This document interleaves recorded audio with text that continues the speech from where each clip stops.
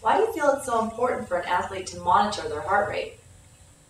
Well, when you think about all the different ways you can determine how things are going with your body or your progress with your training, traditionally we use distance, time. Those variables have nothing to do with what's happening with your body. Heart rate is speaking of how your body is reacting to the work you're doing. So there's really nothing more definitive than heart rate in respect to how you're training. VO2 max is essentially the maximum amount of oxygen your body can process relative to your mass in kilos per minute. If you have a really high VO2 score, that means your body is processing oxygen very well.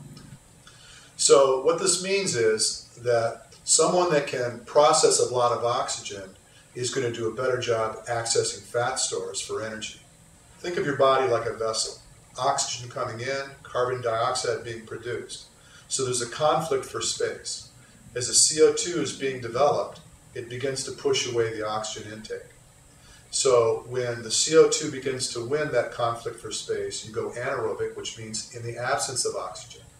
And what that does is shifts you into your sugar stores for energy.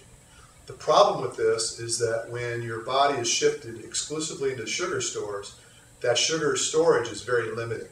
You don't store nearly as much energy from sugar as your body does from fat. So the VO2 max test is essentially identifying where that shift point is between burning fat and burning sugar, and where the connection with heart rate is it's marked through heart rate.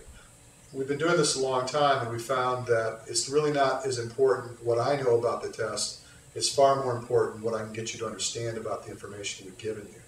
So what we do is we spend about 30 to 45 minutes going over the data and explaining how the information relates to the type of activities you're involved in. So for example, if you're trying to run a marathon, we're going to show you how to employ that information in such a way that you're going to be in control of the outcome of all your training and end up with a progressive and very proactive approach to training rather than a reactive approach to training.